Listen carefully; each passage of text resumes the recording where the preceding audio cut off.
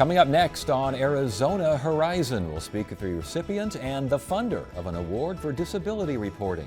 And we'll hear about Arizona Town Hall recommendations to preserve the state's water future. Those stories next on Arizona Horizon. Arizona Horizon is made possible by contributions from the Friends of Eight, members of your Arizona PBS station. Thank you. Good evening and welcome to Arizona Horizon. I'm Ted Simons. Attorney General Mark Brnovich today filed paperwork with the state Supreme Court asking that Arizona Corporation Commission Chairwoman Susan Bittersmith be removed from office. Brnovich cited Bittersmith's work as a lobbyist and director of a cable TV trade group with subsidiaries regulated by the commission. Arizona Revised Statute 40-101 prohibits anyone from being elected or from holding office if the person is employed by or has an interest in or has a financial relationship to any entity in which they are regulating. In this instance, our petition, which we filed at the Supreme Court, alleges that because of the fact that Commissioner Bittersmith was both a registered lobbyist for Cox as well as being a paid lobbyist for SWCCA, that means that she is ineligible to hold elected position at the Corporation Commission. This is an action that we didn't undertake lightly. We know this is serious. We are asking to have an elected official removed. It is very, very serious. We understand that. But this isn't one of those instances where someone did maybe something on accident or there's a clerical or paperwork error. I mean, we have a public official here who's receiving a six-figure salary from entities, the subsidiaries of who she is regulating. And this is something clearly that we think the framers, not only our Constitution, didn't want here in Arizona when they created the Corporation Commission, but this is something the statutes were clearly designed to prevent. Bittersmith released a statement this afternoon saying that she is not now nor has ever been employed or paid by a regulated utility and that she looks forward to the state Supreme Court's review. Each year, ASU's Walter Cronkite School of Journalism and Mass Communication conducts a national contest for disability reporting, the only such award in the nation. Joining us tonight is this year's winner, Heather Vogel, a reporter for ProPublica, and we also welcome Catherine Schneider, a retired clinical psychologist from Wisconsin who funds the Catherine Schneider Journalism Award for Excellence in Reporting on Disability. Good to have you both here. Welcome to Arizona Horizon. Thanks for having us.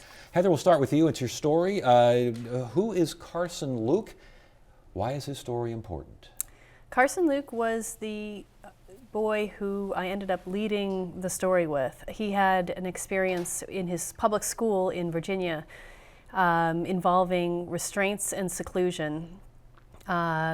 That ended up really traumatizing him and injuring him physically. He has autism and has had some trouble communicating and often would get frustrated in class, and sometimes those outbursts could end up with him throwing something or hitting or scratching. In this particular instance, he was basically brought down to a seclusion room, and when they threw him into the room, basically tried to push him into the room, he was fighting them. They ended up breaking his hand and foot in the door when they were trying to close the door. How old? 14. He's 14. He's 14. Okay. Catherine, when we talk about this kind of an award, this kind of story, how did this story meet the test you're looking for? We're looking for stories that raise important issues that affect people with disabilities. 19% of Americans have disabilities, so there's lots of stories out there, and we're looking for those that both raise issues, talk about solutions, talk about good ways of doing things and less good ways of doing things. So shining a light on an important topic and doing it in a thorough, not a yellow journalism kind of a way, is what we're looking for. And indeed, Heather, as far as how these scream rooms, I'm not familiar with these. How common are these things? Well, they were a lot more common than people think.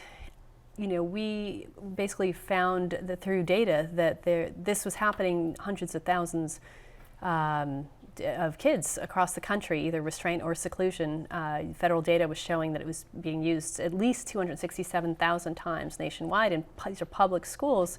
And we know that that's an undercount. And I just want to correct, Carson was 10. I had a brain blip. Okay, that's all right. I understand. So we're talking like straps, handcuffs, In some- bungee cords. I mean, That's with the mechanical restraints. Yes. In some of those, right? Exactly. and the non-mechanical ones are Right. just ostracizing these kids and The restraints are physical holds where a staff member at the school prevents the child from moving any part of their body, whether it's arms, legs, torso, head. That's considered a restraint by the federal government. Seclusion rooms are rooms where a child is forced into alone and prevented from leaving. And Catherine, when you first heard about this story, what were your thoughts? My thoughts were this is an important topic because sometimes kids, whether they have disabilities or not, are out of control. And something needs to be done to keep them safe, to keep others around them safe. So I like the fact that the story didn't say, no, never get rid of every seclusion room in every school at all times. It was a much more nuanced approach that said, these are being overused, and here are situations where it's not being well done. And indeed, and Catherine, you mentioned earlier that you weren't looking for yellow journalism. You're looking for a comprehensive report, and it sounds like you got it here. Yes. And Heather, as far as the response, what have you heard from schools? What have you heard from educators? Because I know a lot of them say, we're doing the best we can. Yes. This is the only way to handle some of these kids. Yes, it's a very emotional issue for people on all sides, I think. Obviously, I heard from a lot of families who had, very difficult experiences with this. I also heard from some educators who felt like, I don't know what else to do. And it's very difficult. I tried in the story to highlight, as Catherine I think was just suggesting, I tried to highlight at least one school district that has been able to eliminate restraints through a very comprehensive process for improving school climate called positive behavioral supports. It seems kind of jargony and a mouthful, but there's actually people who've had success in helping de-escalate kids without putting their hands on them. Catherine, are you looking for stories where there is a black and white or a certain answer, or here's the recommendation, let's go to it? Or is it, again, as you mentioned, nuanced? I think it's more nuanced because I've lived long enough that I realize there usually aren't black and white. Do this, don't do that, ever, ever. Mm-hmm. And with disabilities, I think Heather's right to point out, yeah, there are better solutions, but that doesn't mean no, never restrain somebody from causing themselves harm. Do it as de-escalate it before you have to do it, if at all possible. Yeah, and the second place story involved autism. Honorable mention story was forced sterilization. Were these, did you feel that these kinds of stories just simply weren't being done or weren't being done well enough? I think both. Sometimes people think a disability story is a Special Olympics champion, kind of a feel-good, happy story. And yeah, those are important, but living regular life with disability included, like the story about the mother and child with autism, they're living a regular mom-child life. But autism's added into the mix, and how does that change things? Now the eugenics story, that's more of the, I can't believe that 25 years after the ADA, we're still not where we need to be. And as you look further back in history, this was talking about sterilizations in North Carolina back in the 70s, and you look back and say, okay, that's the bad old days, but we haven't necessarily made everything okay for the people with disabilities. It's a work in progress as our society embraces, and as journalism embraces more different kinds of stories. It's great. And Heather, as far as your story is concerned, is there ever a thought that without these kinds of scream rooms, without these kinds of restraints, without these kinds of actions against kids in the classroom that are so difficult to control, that they would not be in any classroom and wind up being institutionalized. That is the argument that the American Association of School Administrators, which is basically a group of superintendents, makes. But you know, there are, as I said, there are some districts that have found a middle ground between that are teaching kids in their neighborhood schools. There was the one I highlighted was Montgomery County, Virginia. So another Virginia school district. Indeed, and again, we're looking at stories that deal with legal issues, with policies, with practices, the whole 9 yards. And I would imagine it was quite the effort on your part to get all those factors in there. Yeah, you know, and it was such a regulatory soup, looking at how wide the variation was from state to state, school district to school district. And we tried to boil it down by creating a map that looked at 6 factors basically for each state and whether their laws prevented certain types of restraints or not, which are sort of whether they followed best practices that have been issued by the federal government. Because the only way you could really look at it was to visualize it, and it's really, we are all over the map as a country still. And Catherine, last question to you. Where do we go from here as far as disability reporting? Just more, keep on going on here? More and more Yeah. is a good thing. And in regular stories as well, if you're doing a story on Halloween costumes, maybe one of the people you profile is a wheelchair user, and it doesn't have to be a special disability story, because we're everywhere. All right. Well, we're glad to have you here as well, and Heather, good to have you too. Thank you. Congratulations on the award, and Catherine, keep up the good work. Good to have you here. Thank you.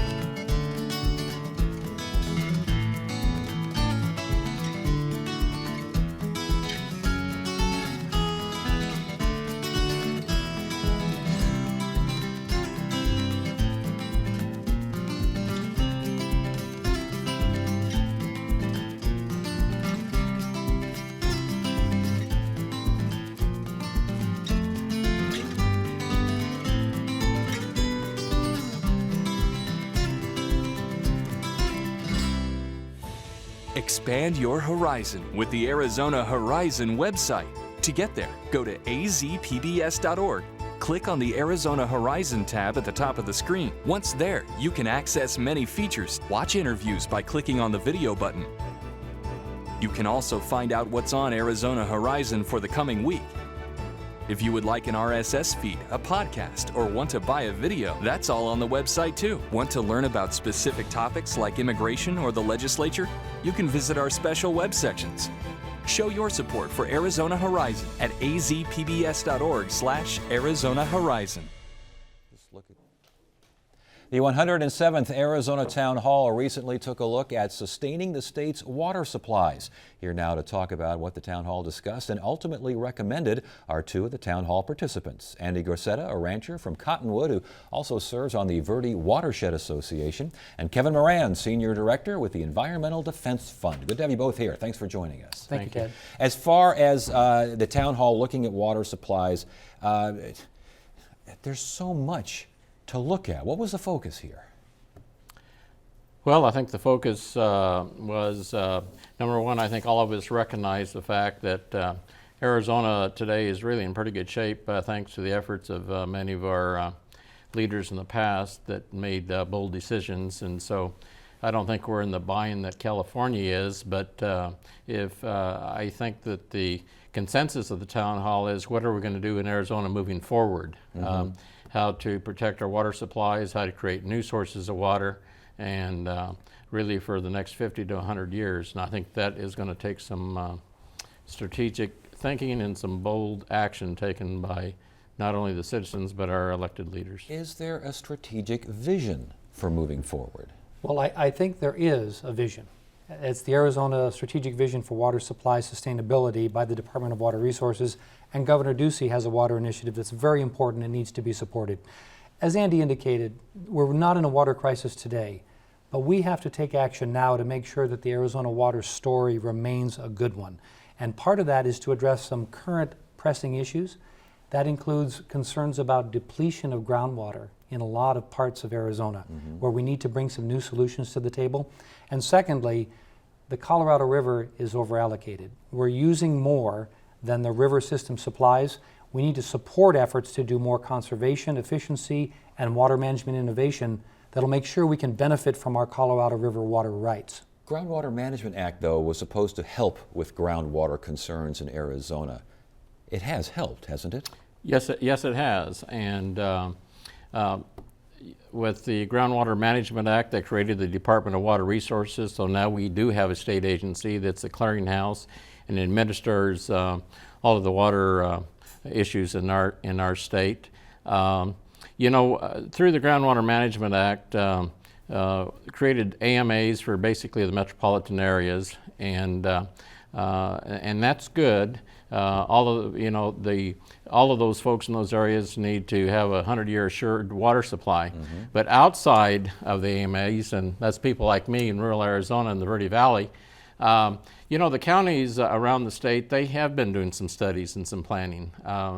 Yavapai County, for instance, created a water advisory committee, and where they had stakeholders, private citizens, municipalities, folks from the county, irrigation users, ranchers, to discuss all of the water issues in Yavapai County. And there has been millions of dollars spent up there, funds provided by the county, by the municipalities, and also the Bureau of Reclamation, the USGS, to, number one, find out how much water do we have on hand, both surface water and groundwater, and what are we going to do based on future growth on bringing in new sources of water. So that gets into augmentation, but Yes. we can talk about that in a minute. Well, we can talk about augmentation now. As far as new water supplies, we're talking gray water, reclaimed water, desalination. Are all these things on the table? All of those things are on the table and need to be. We need to also, though, make some hard choices and look carefully and make sure we make choices that are both economically and environmentally sustainable. A lot of people talk about desalination. It's probably part of our future, but it is not the panacea that some people think it is, because it's very expensive and it doesn't produce the amount of water that you think it does. So we need to start by thinking about providing the tools and resources that local communities in Arizona to provide locally supported solutions to their water issues, and start by making more efficient use of the resource we have. We do have an issue with overuse of the Colorado River in the lower basin. Through conservation, water management innovation, and the kind of efficiencies that we've seen developed in the past, we need to do even more with that and make sure that Arizona benefits from its Colorado River supplies. As far as what we see now, you've mentioned the Department of Water Resources. Is that department adequately funded? Are water concerns in Arizona adequately funded? And if not, is there a chance they will be? Well, the answer is no.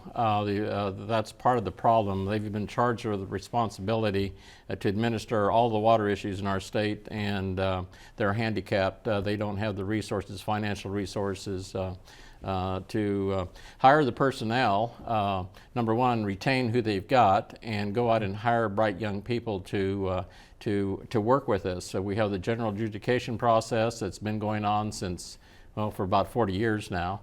And hopefully I'll live long enough to see the end of that. I doubt that I will, but it's a long grind. But it all comes down to is money. And so one of the high priorities that came out of the town hall is we need to get the Department of Water Resources funded properly.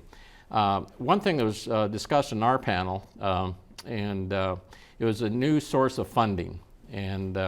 And that would be, you know, we always talk about the easy thing to do is tax ourselves. Have a tax on bottled water, create assessment districts, taxing districts to create new sources of revenue. But in Arizona, we're blessed. We have the world's largest ponderosa pine forest in the world. That's on several national forests in our state. That's a resource that we all own. But I can tell you that two things should happen there. One, we need to thin some trees, to create more water yield and increase our water quality. But also we have millions of acres of federal lands. And why can't we sell a few acres of those federal lands, we have literally millions of acres, and generate new sources of revenue for all kinds of issues. They've done this in Nevada. Harry Reid has done this. They have sold $4 billion worth of federal lands in Nevada, and I think we could do the same in Arizona. We would still have millions of acres left over to bid, be a new funding source for the Department of Water Resources to build new infrastructure for water, etc. Is that viable as far as you're concerned? We need to have appropriate funding levels for the Department of Water Resources. There are a range of things we need to look at. There are a number that I would look at before selling federal lands. But what's really important though, Ted, is that we find a way to get the next generation of Arizona water policy decisions made.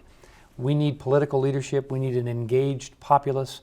We need to expect more of our political leadership around water issues. These issues aren't going away, and we need to do better so that our economy has the water it needs, and we have the water to conserve areas that make Arizona special. All right. Good discussion. Good to have you both here. Thank you so much for joining us. We Thank you. appreciate it. Tuesday on Arizona Horizon, Ann Romney, wife of former presidential candidate Mitt Romney, will join us to talk about her new book, which focuses on her experiences living with multiple sclerosis, a disease that impacts over 2 million Americans. Ann Romney on the next Arizona Horizon. That is it for now. I'm Ted Simons. Thank you so much for joining us. You have a great evening.